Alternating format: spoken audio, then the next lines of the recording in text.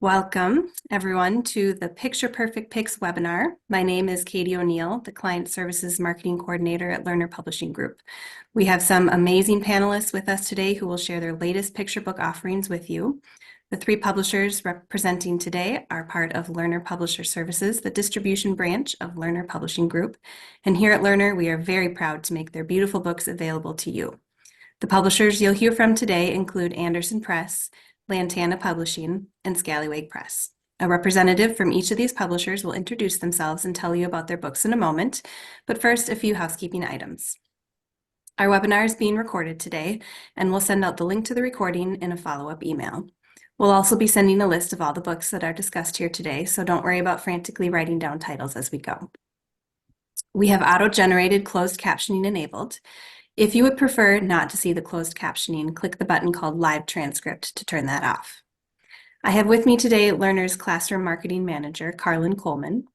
Carlin works to get books into the hands of students all over the country. Today, she will be keeping an eye on the Q&A section. So if you have questions for our panelists at any point during the webinar, please use the Q&A button on the bottom of your screen and we'll get to those questions at the end of the webinar. Please note that abuse of any kind will not be tolerated and anyone violating this policy will be banned from the webinar. However, I trust we will not have a problem there today. So with that said, let's jump into our panel discussion.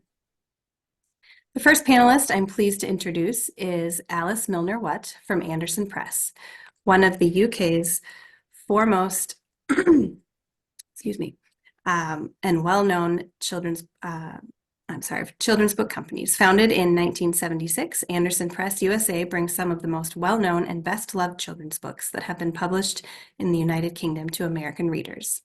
Alice is the commissioning editor of picture books for Andersen. Over to you, Alice. Thank you so much, Katie, for such a lovely introduction. Yes, welcome, and thank you so much for coming. I have 4 wonderful picture books to show you, and these are all publishing in spring this year.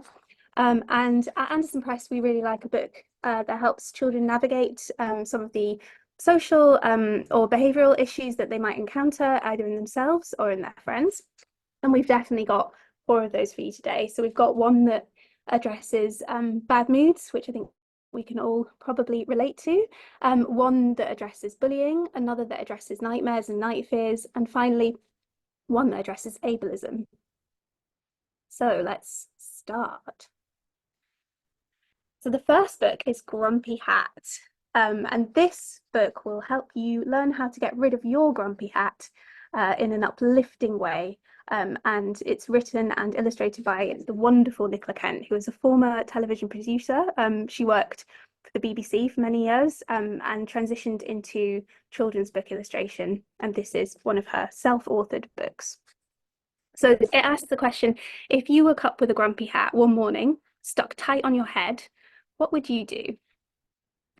And we meet, Katie, do you just want to cycle through the spreads? I've got some images for you all to see while I'm talking. So yeah, this is the story of Ravi and his little sister Ruby. And we all know that little sisters can often be the source of a bad mood. And in this case, they're both in a bit of a bad mood because Ravi has broken his little sister's toy car. And that puts him in a bad mood. And the next morning, he wakes up with a grumpy hat stuck fast on his head, and it will not come off no matter what he does. So his dad suggests, so maybe you could go outside, maybe you could have a nice warm bath. And Ravi takes all of these suggestions on, and he tries and he tries and he tries, and he might feel a little bit better when he has a bath. He might feel a little bit better when he goes outside, but he's still in that bad mood because he broke his sister's toy and he's so grumpy about it.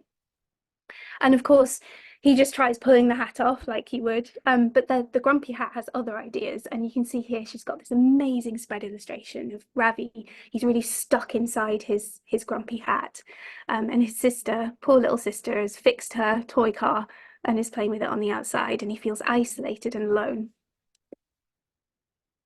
And so what happens?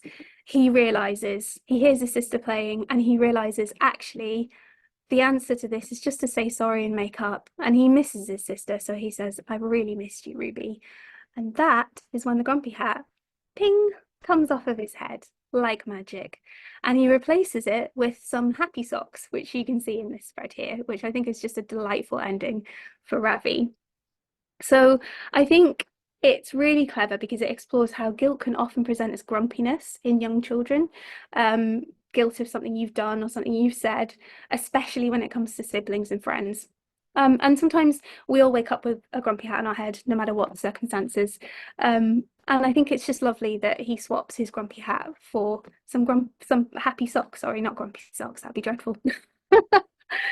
So yeah, Nicola Kent is wonderful. She was highly commended in our Macmillan Prize.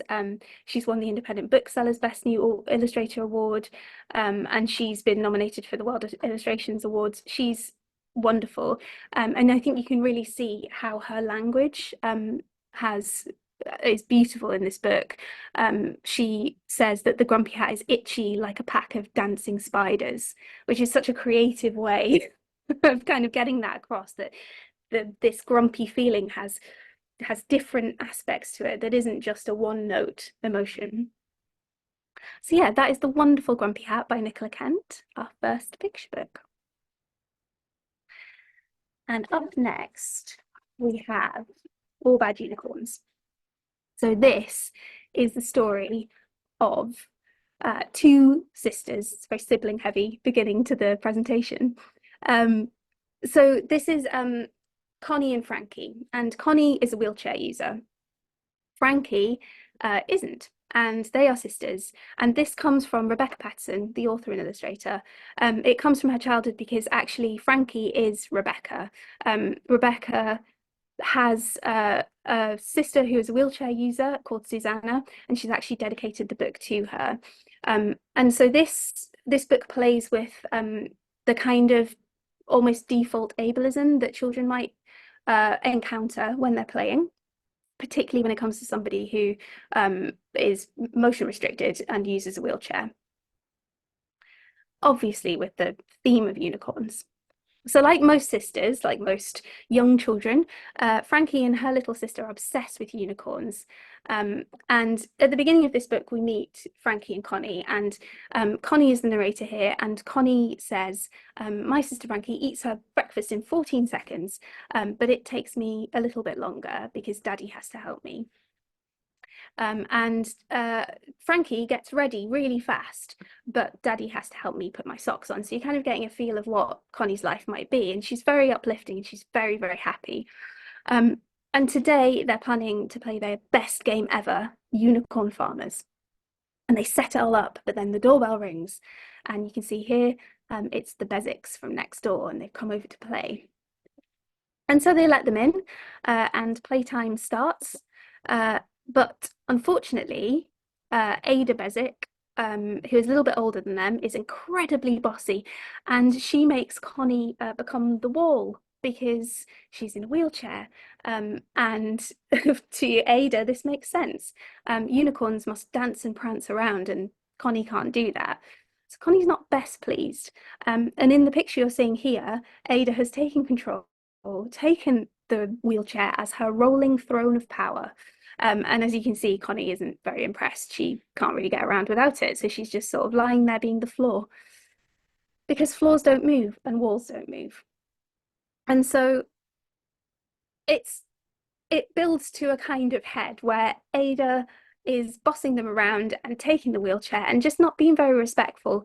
And so the three children who are being bossed around by this girl decide to take matters in their own hand and become bad unicorns. And they burst free and they take back the wheelchair, and they tell Ada that this isn't how you play. This isn't very good for us. We want to be bad unicorns. We don't want to be under your unicorn queen throne of power anymore. And of course, Ada is a little bit upset and she wails, "You are very bad unicorns and I don't want to be your queen anymore anyway." But of course, like they do, they just invite her back in, and she's learnt her lesson and she never behaves like that again. And they play together for the rest of the day, all very happy, no one bossing anybody about. And that night, of course, they dream of unicorns. So it's a really deft handling of the subject of childhood play and disability. It's also kind of about being bossy as well. There's another aspect to it. And also with the beautiful, I don't know if you can see, probably not, I'm probably on a tiny little thumbnail, but we've got a beautiful cover finish on your edition across this rainbow on the front cover. It's got a hollow foil with kind of sparkly stars in it, so it's really tapping into that kind of unicorn trend. Okay. Our next book is The Trouble with Earth. So this is our anti-bullying book that also has a non-fiction twist. So Earth is all geared up to go on the annual vacation with the rest of the planets in the solar system. But actually, when he gets there, he gets to the queue for the little minibus, and he's not on the list. They've uninvited him. The rest of the planets don't want him to come, and they don't tell him why. And he goes off home with his little moon dog, you can see on the cover here, which is super cute, by the way. And he goes off home and he wallows for a little bit, and he thinks, why don't they want me to come on their vacation?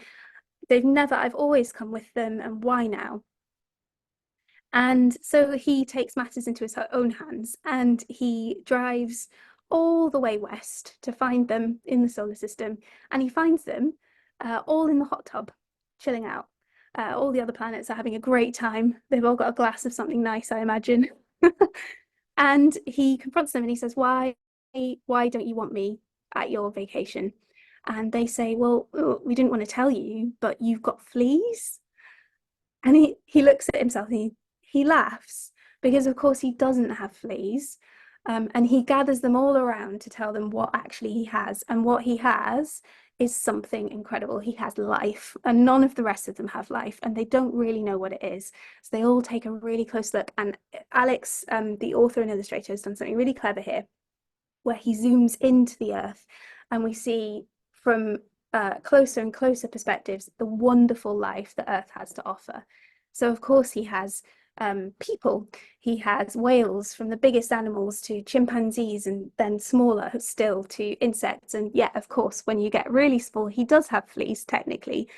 But the other planets flip from being upset and they don't want him there because he's got fleas, to being in awe and actually quite jealous. They'd quite like to have life as well, but of course they can't.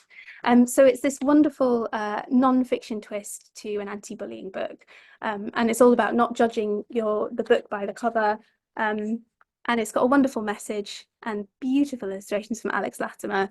And what can I say about Alex? He's a South African author and illustrator. His texts are amazing, lovely, rhyming, lively text, and yeah, he's won a whole bunch of prizes, which I won't tell you about because there's too many to list, and you can see why. His illustrations are just stunning. And on to the final book. So this one is going to help you with your nightmares, and this is called Wolves and Helicopters, which is my favorite title of the four, I think. And it tackles nightmares and night terrors head on with a fiercely brave little bunny called Hop, and the love of her mother. So Hop, the bunny, finds that she has bad dreams. She started having nightmares with big, scary, hungry-eyed wolves. And her mummy says to her, she has a lot of good advice. She has a lot of tips for dealing with it. But every time Hop has a dream, the wolves seem to win, because when she has to run away from them, they can run faster because maybe they're using hoverboards, or maybe they're using helicopters. And so every single piece of advice that mummy gives Hop, like run from them or talk to them, doesn't quite work in the dream, until Hop suddenly finds her wings. And just as things are coming to a crescendo, and in her nightmare that night, the wolves get into the helicopters and they're chasing her fast, she spins around and she remembers what mummy said. And even though the wolves are surrounding her, she decides to take control, because these, after all, are her dreams and they're happening in her head.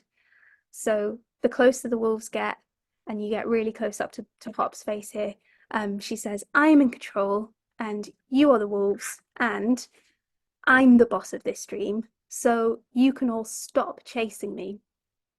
And it turns out the wolves say, "Oh, I'm terribly sorry. We weren't meaning to chase you. We just wanted to play tag."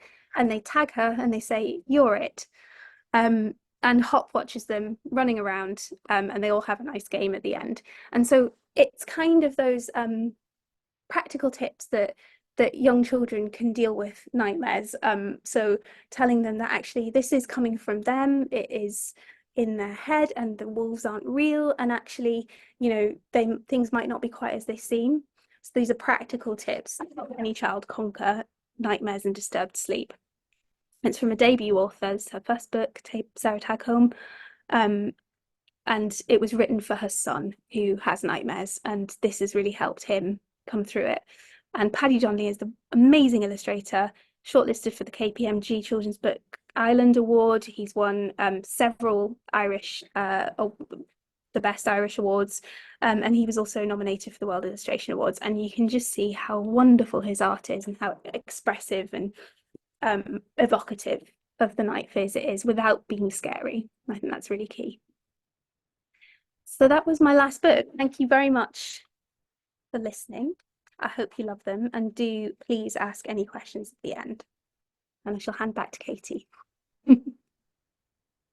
Thank you, Alice. I am in love with the artwork of wolves and helicopters, especially. Just also beautiful. So thank you for sharing. Thank you. Next, we will hear from another Alice, Dr. Alice Curry, founder and CEO of Lantana Publishing.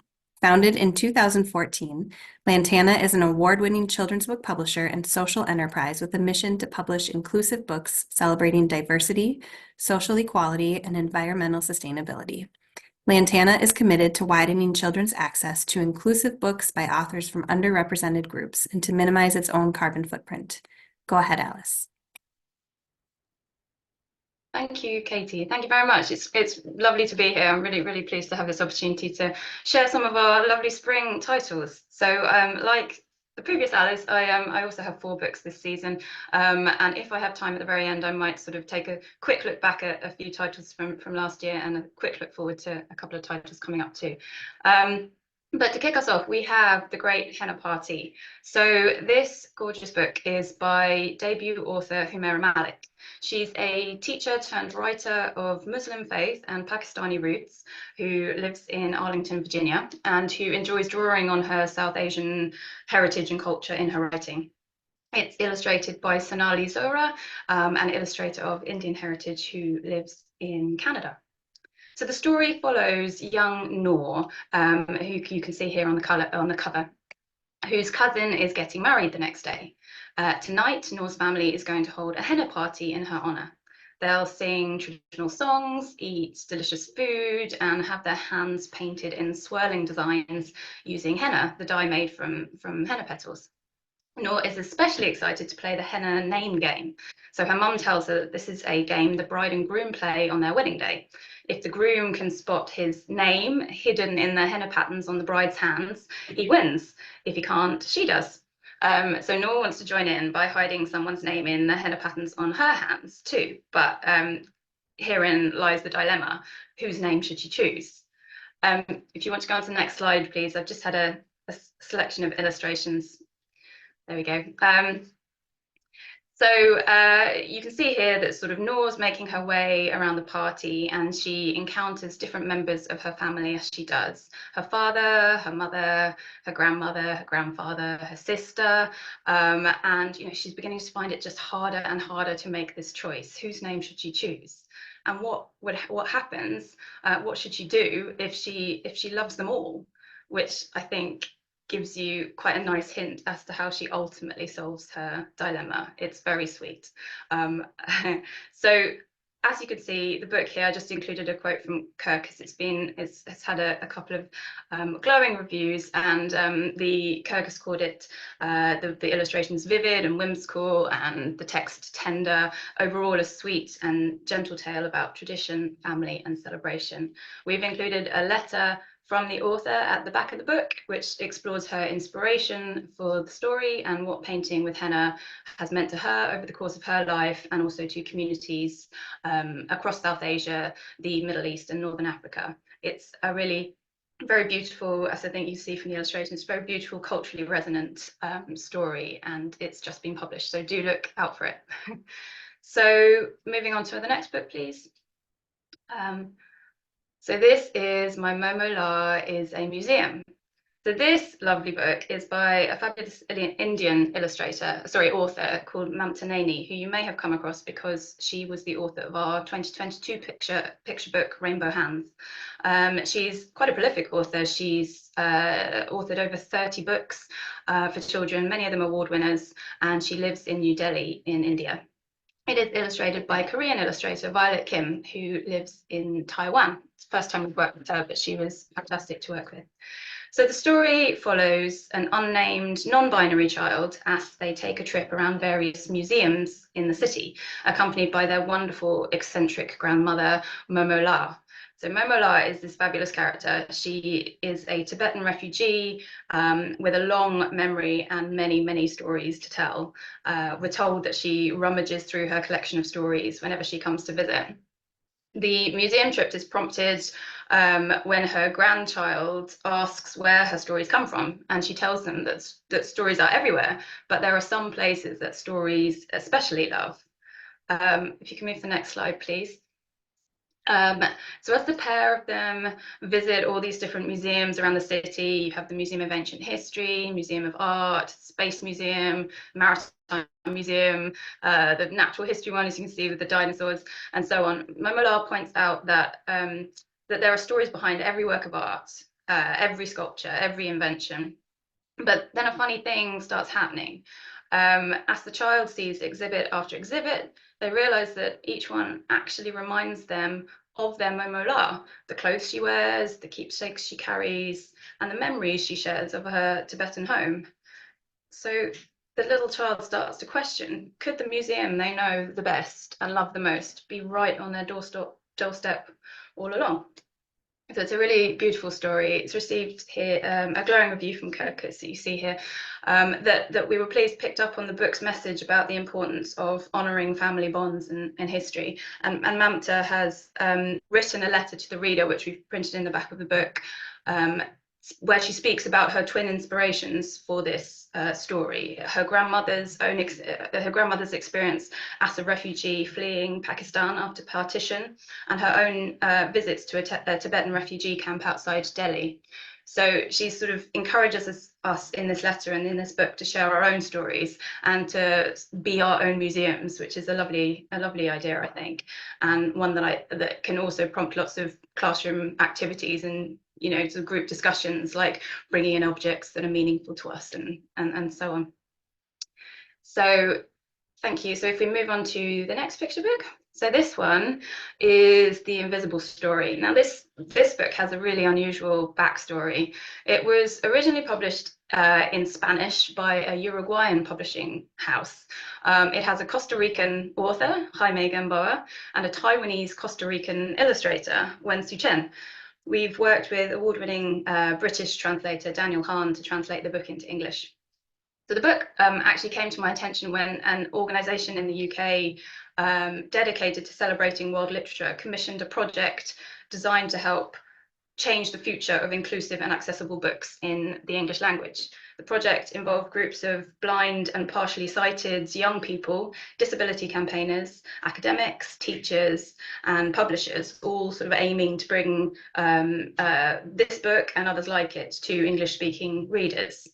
I was asked to be part of the publisher focus group, and we sort of collectively found that the book was original, unusual, really striking, and could bring a positive image of disability and something sort of fresh and different to English language publishing at a time when books in translation and books centering disability were sort of few and far between.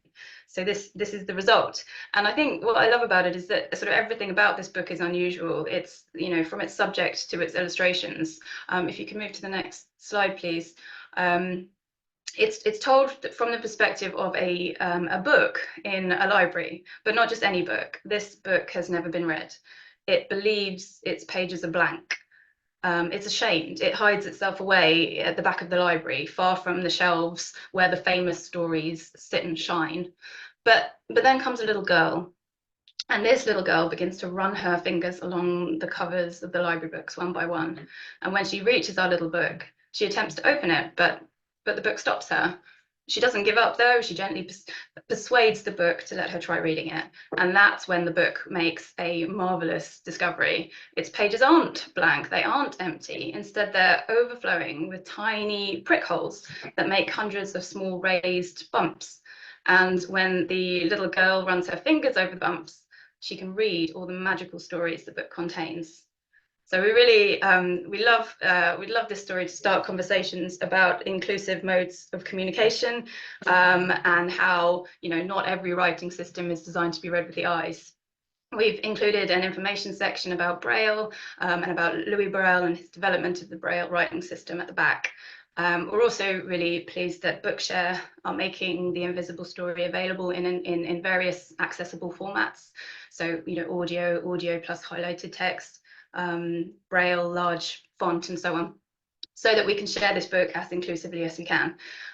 This is something that you can see from this quote that World Kid Lit picked up when they sort of praised it as a campaigning story, sort of the campaigning nature of it and its social impact. And just one final point about the illustration, you'll see here that the illustrators adopted a sort of quite an unusual style. It's a paper cut technique to create the illusion of texture, with sort of mostly white canvases and then sort of bright pops of colour. We've sort of tried to give a nod to that in on the cover by embossing certain elements to sort of give a really tactile nature to it. I just think there's so many aspects of this book that can sort of feed discussion, group discussion, classroom, whatever it might be. And we're just really pleased to add it to our list. So thank you. Next book. So this is the final book of this spring season, A Hatful of Sea.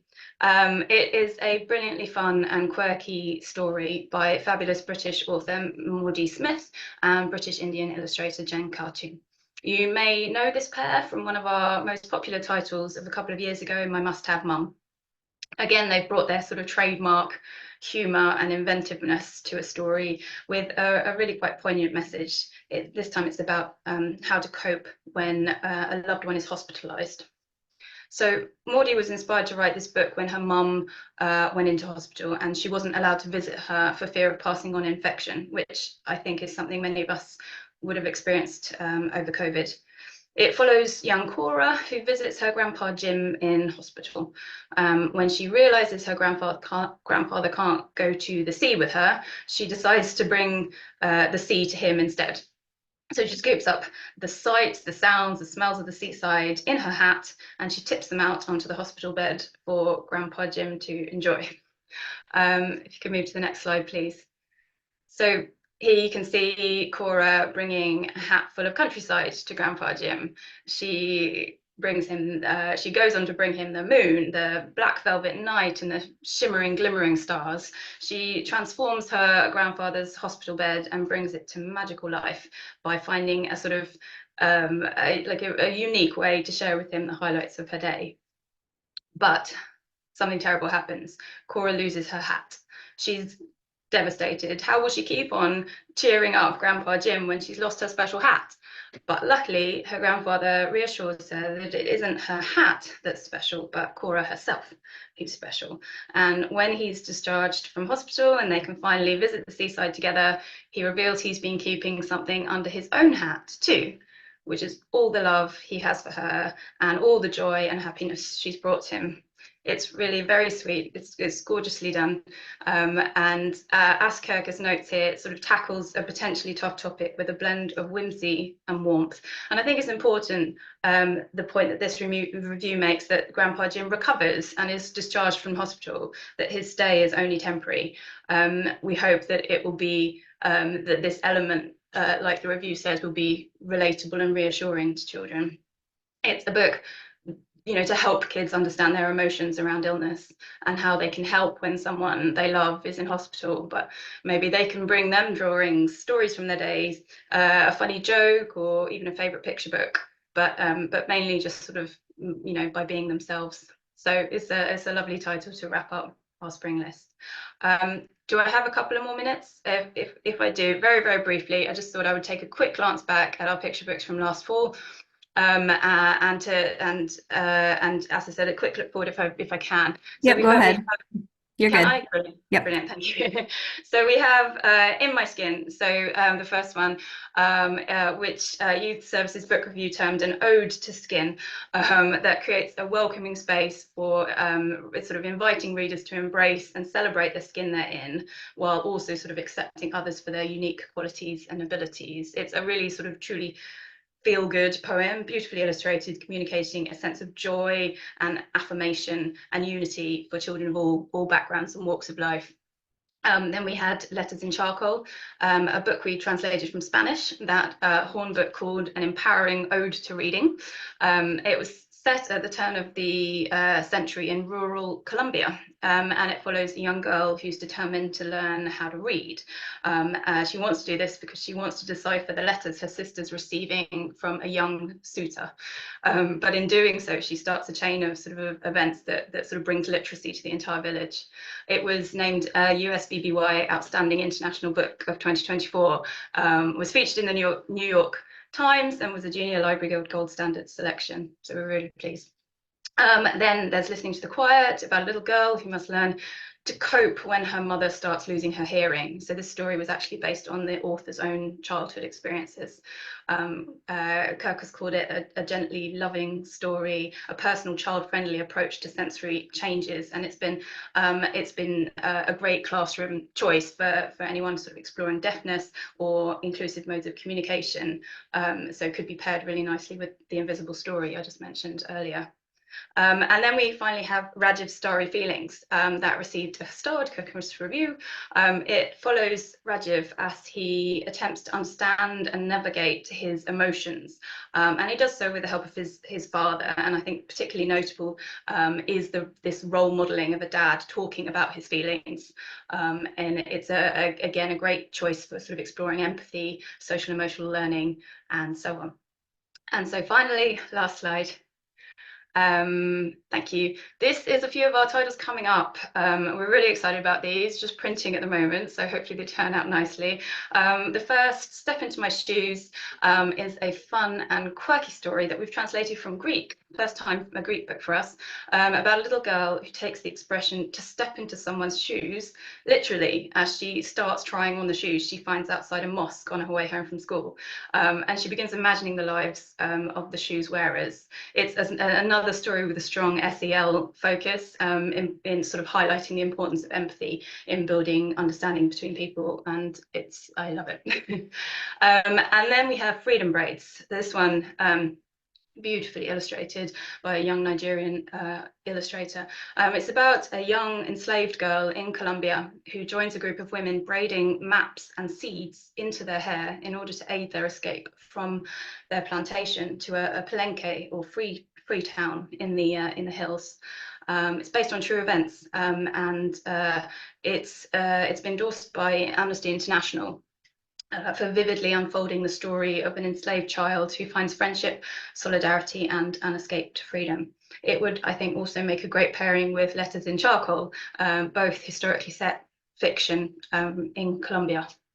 The third is The Brighter I Shine, about a young non-binary child and their mum, whose family were forced to flee from Armenia to establish new lives in Canada. It's beautifully written, just a very, very lyrical prose, and it follows the child on their birthday as their mum tells them stories of their ancestors, of their homeland, of new beginnings. It was also endorsed by Amnesty International for showing how the treasures of ancestors can live on for a child of refugees. It's a really, really special book. And finally, we have The Language of Flowers, gorgeous picture book about a young girl who helps her appa, her dad, in his flower shop, selling flowers to the local community. But sadly, her favourite customer, old Mr. Potter, passes away, and it's the story about how she deals with the grief. It's about self-expression, and it's about sort of finding ways to celebrate a life, I guess, even at sort of the toughest moments. So yeah, really beautiful too. And there we have it. So thank you very much for listening, and yeah, please, any questions, just ask. Thank you so much, Alice. Your tagline that because all children deserve to see themselves in the books they read is so evident in all of these and all of your books. So thank you for sharing. We're all better off for it. Next, we will hear from Sarah Packenham of Scallywag Press. As with Andersen and Lantana, Scallywag Press is also based in the UK. Founded in 2019, Scallywag's list is made up of books by authors and artists from around the world. Scallywag loves books where words and pictures both play their different parts to convey moments of drama, emotion, and humor. Using sturdy and sustainable materials, their books encourage emotion, empathy, and kindness. Take it away, Sarah. Thanks very much, Katie. It's really nice to meet you all on the screen, at least. And I'm really pleased to present to you our 3 spring books. We just started working with Lerner in the fall, so we're really delighted to be able to share our books with you. Great, here's the first slide. So the first book is We Found a Seed, and it's from a collection of 4 books called In the Garden. These books are designed to get children interested in the outdoors, so in going outside, spotting insects, birds, butterflies, actually growing things, getting their fingers into the soil and growing things, and hearing all the sounds that there are outside in nature. So this is one of the 4 books called We Found a Seed, and the books are written in a really clear, short language, and the pictures are graphically quite simple. They were sort of based on lino cuts to start with, a very simple way of illustrating, very colourful and bright. And I think the words are lovely. They're so simple to read aloud and repeat. Could I have the next one, please? I thought I'd just read you the first few pages. These are rather small, but I'll read the text. It says, "This is us. We found a seed.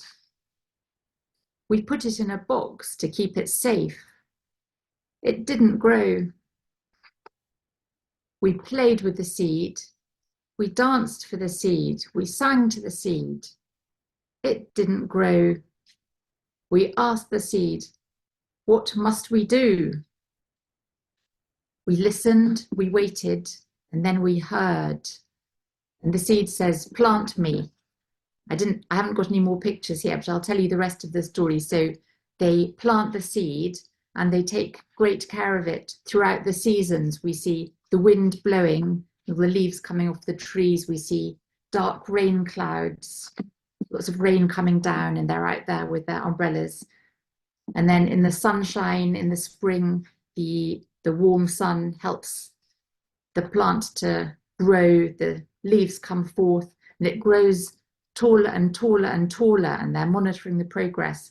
And eventually it's a sunflower, and there's a huge yellow sunflower with a head full of seeds. But then the flower dies.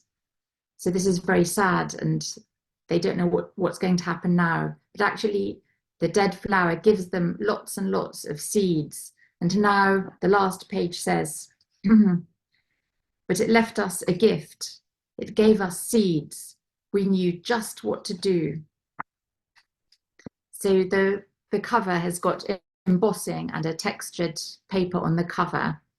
And there are tons of details to see in the pictures, little insects and butterflies flying around, all sorts of little plants. So there's actually plenty to do, and they're very rereadable books. I just wanted to show you the other books in the collection. Thank you. So already out last fall was We Planted a Pumpkin, which is about the journey of a pumpkin from a seed to a big fat orange pumpkin. The children are worried that it won't get ripe in time for Halloween. So the book ends with Halloween, where they hollow it out and make a pumpkin lantern and put all their Halloween outfits on. And this book sold out actually before Christmas. So we've reprinted, and a reprint is on the way. And the next title in the collection, I Heard a Bird, is for autumn 24. It's about a little girl who finds a robin in a garden, or a little bird in the garden.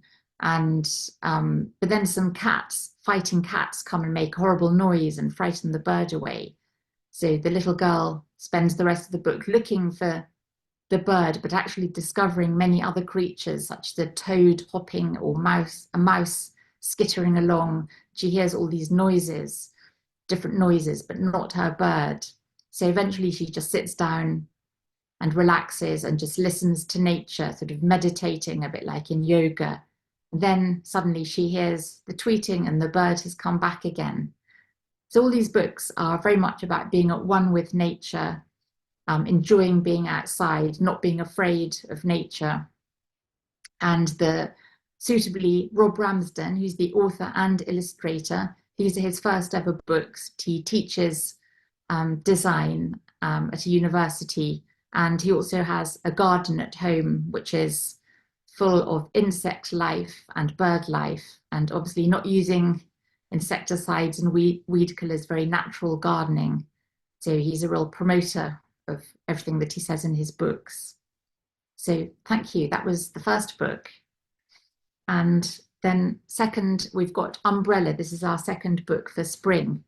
This book is by a lady who was originally from Guatemala and then lived in Spain and trained to be an architect, but then decided that children's books were much more interesting, luckily for us. And her pictures are built up over the story, starting off the colours are built up, starting off with very simple colours, just sort of blue and black. And throughout the story, as the emotions change, the colours change, until at the end it's very colourful. So this is sort of colour architecture of her book. And her book is pretty much based on a sort of traditional idea of a character who gets 3 wishes, and then what happens when somebody makes a bad wish. Could I have the next one, please? Thank you. So I'll just read out a few pages, because the voice is lovely in this book. So it says, "It was a beautiful morning. The park would have been perfect, but Clara had nobody to play with." And then the picture you can see. Then she noticed the umbrella. It looked worn, but very special. Clara put it gently on the bench. "Thank you," said the umbrella. "Wow, you can speak," said Clara. "I can do much more than that," said the umbrella. "Look inside me. Anything is possible." So she opens the umbrella, and it was true. Here was a lovely someone to play with. So Clara's wish is a nice wish, and it's granted for her by the umbrella. And then an old man arrives in the park and wishes that he could pick the apples from the trees, because now he's in a wheelchair and he can't reach them anymore. So the umbrella grants him an unusual wish, which is actually an elephant who can pick the apples for him. So sometimes the umbrella grants a wish in an unexpected way. And then there's a third wish, which is a nice, kind wish. But then this naughty fox character arrives, and he has a very, very selfish wish. He just wants to be rich. He actually steals the umbrella when no one is looking and asks the umbrella to make him rich. But the umbrella does not like that. I like the phrase here that Eleanor says. The umbrella says, "But our umbrella does not take kindly to commands." And then Mr. Fox gets drenched with water. So here he is sopping wet with water, and he realizes that he's been bad, and he takes the umbrella back to everyone and says, "I'm very sorry, I took the umbrella, I shouldn't have done that. Here it is back again." And the others accept him and welcome him, and they all celebrate together. So this is a book, firstly, about seeing what other people need and making a wish that will help them. And then secondly, about forgiving somebody who's made an error, but but recognizes his error and apologizes. So it's, I think, a very inclusive book. It's about community, it's about kindness, and the pictures are sort of eccentric, but really attractive and appealing. And I love the last picture where they've all come together with all these rainbow colors. And then the last page says, anything is possible, which is a lovely way to end the book. So there'll be another book coming on some of the next lists we have with the Lerner before too long, another one from this creator, Elena Arevalo Melville. I should say that on our website there are lots of free resources, and there's a really lovely reading that Elena does of her book, so please have a look at that when all the resources are shared. And then the next book, please. So this is the third book, The Spring, and it's called When Creature Met Creature. And it's written by John Agard, who is a poet from Guyana in Latin America. And he came over to England in his 20s and is now about 70. And he's won all sorts of prizes for poetry for children and adults. And one of his most famous books is called Half Caste, which is about how it feels to be what used to be called half caste in Western society. But this is a really, really poetic text, and it's all about two creatures, one who doesn't have words and the other creature who does have words, and what happens when they meet. So I can't resist reading out a few of the pages for you, although I don't have John's wonderful Guianan accent and his voice, which if you again listen to him reading his book on the links, I think you'll really enjoy. So it says, creature of no words was happy to be furry and never in a hurry. Creature of no words would lie gazing at the sea, just lying without a care, or playing with pebbles, throwing them into the air, wishing they'd burst like bubbles. Since creature of no words lived in a world of no words, he wouldn't know to say happy. He'd simply flap his arms like the wings of the birds and carry on gazing at the sea. When creature of no words had just eaten something tasty, he wouldn't know to say yummy. He'd simply lick his bristly lips, pat the fur of his tummy, and then do a triple backflip. And on a freezing night, curled up beside a burning log, he wouldn't know to say fire. It was enough just to feel snug. Oh, to feel that warming glow creeping into his sleeping and dreaming.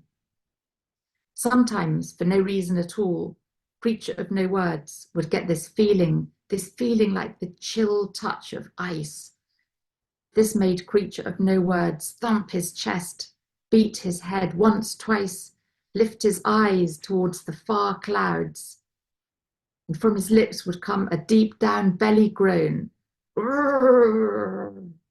So he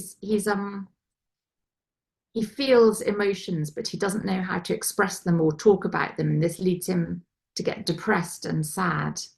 And just at that point, creature of words turns up. You can see her hiding behind the tree in the last picture. And she thinks, what's wrong here?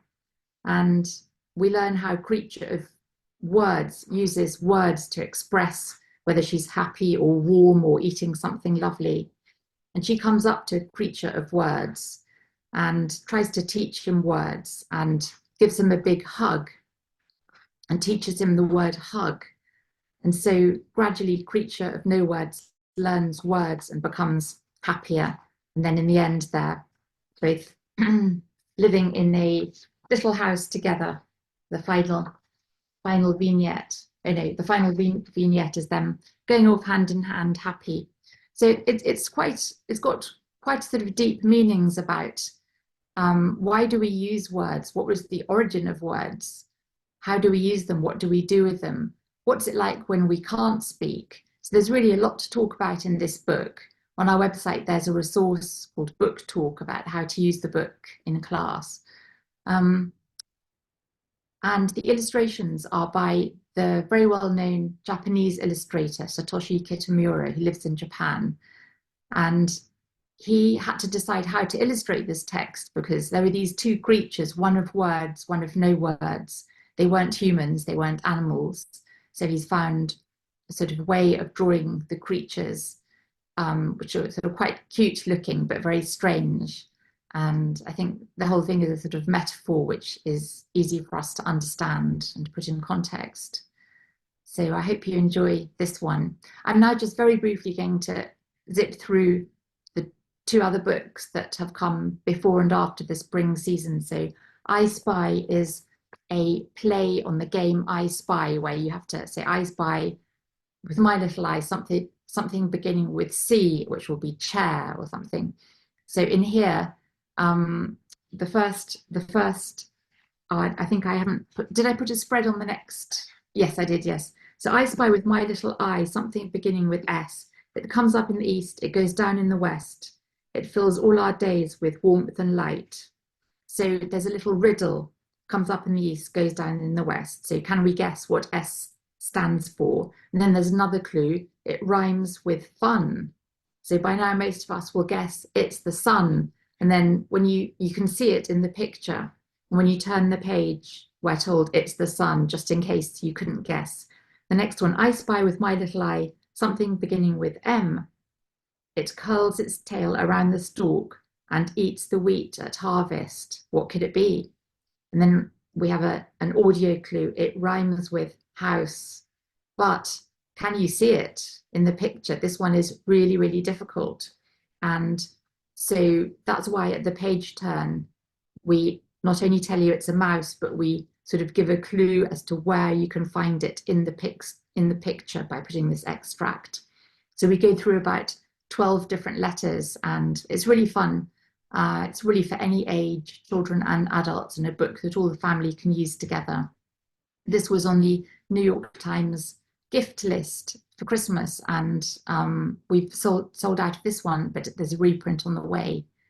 And then the next one, please.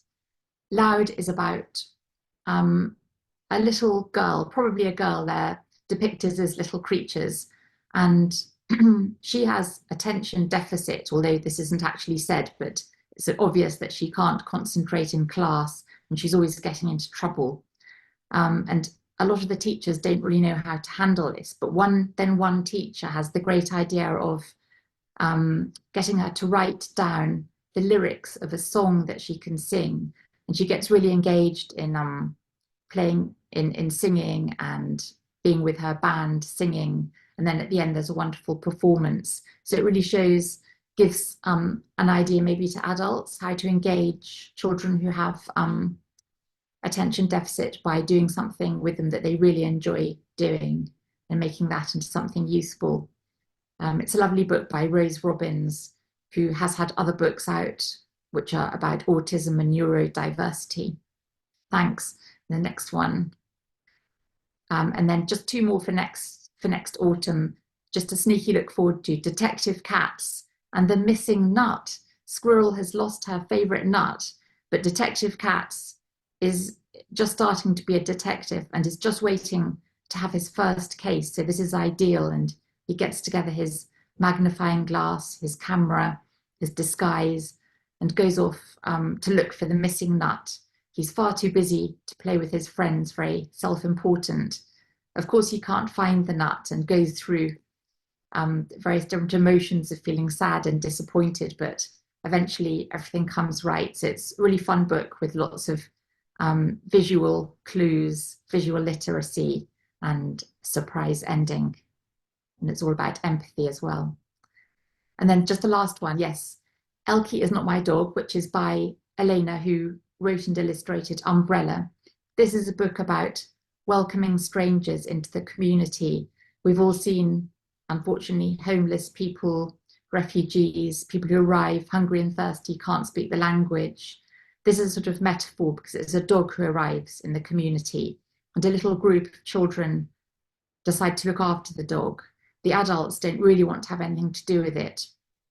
But when the dog becomes ill, the children still looking after it, then the adults start to help. So it shows that it just takes one person to help and be charitable, and then others will follow. And it's a very, very touching book. It's really lovely. It just came out last week and is getting lovely reviews in the UK. I think that's it. Thank you for listening. Please ask questions.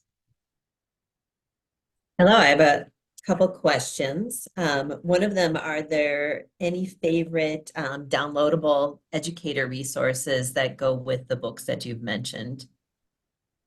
Yes, so nearly all of them have a teacher resource of some sort. A lot of them have a video of the author talking, and especially the John Agard When Creature Met Creature one is wonderful, and Elena's Umbrella one, those are wonderful. And then there are lots of fun ones. For example, for this book, there's a maze, spot the difference.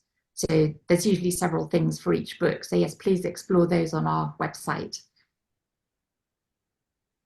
Yes, and I saw that Bad Unicorns had a wonderful coloring page too on our website.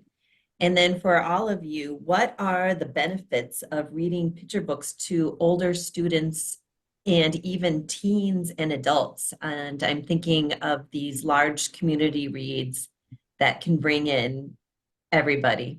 So if you have any comments about the benefits of reading to older students and even teens. I can just say quickly, I'll hand over to Alice because she's doing all the big community-based ones. But certainly for us, we do use them a lot in the classrooms at that older age, because picture books are quite disarming in the way that they address issues, and so you can use that very simple messaging to really start those complicated conversations. And particularly with our books that cover things like ableism, bullying, and bad moods as well. Those can all be super, super useful for children right up to older ages. But yeah, Alice, you go ahead. No, well, I mean, you've said it really. I think it is that idea of being able to use the picture book as a jumping off point for further discussion, whether that's because it's an accessible and sort of non-threatening introduction to a topic, or if it just is a really great sort of, you know, sparks the imagination and then you go off and do further research. I mean, a lot of our picture books have are sort of based either in a country, a community, a culture, a religion, or perhaps in a period in history where there's just a lot of, you know, background that could be sort of discussed around them. And you know, and Sarah mentioned visual literacy. Obviously, at any age you can learn to become more visually literate, how to, you know, the pictures and the words and how they interact in sort of more and more subtle ways and nuanced ways. And so I think, yeah, there's just lots of and art techniques as well. I think that's another one for us. We often have very beautiful, sort of beautifully illustrated books. And for instance, we have an upcoming title, one of the ones I mentioned, The Language of Flowers, coming up by an illustrator called Aaron Assis, and he is known to have his style inspired by Impressionism, you know, so there's quite a lot that can be sort of brought in when you take the different components of a picture book. Yeah. And then one more. Oh, yeah, go ahead. So sorry, yes, I was just going to say I've got 2 points. One is that you know, picture books are very short, like poems. Everything is put there very carefully and sparingly, and so the words are often really important. And so to examine the vocabulary and maybe different ways you could say certain things would be very useful for older children, I think. And secondly, to do with empathy, actually looking at the body language of the characters and seeing, are they happy, are they sad, what is it they need, this kind of thing. That's a useful conversation around empathy. All right, and we have just 1 more minute, and I have somebody who asked, what is a picture book they want to make their story time laugh, their members laugh? Is there a book that you think would elicit laughter in a group? I think my funniest is Detective Cats out of those.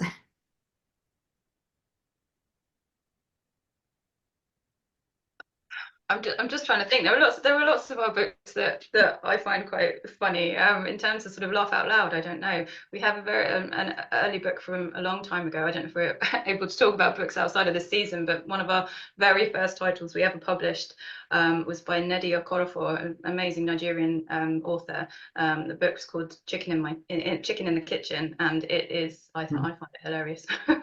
So that's a good one from me. Yeah, and I think most of our books have some sneaky humour around those issues.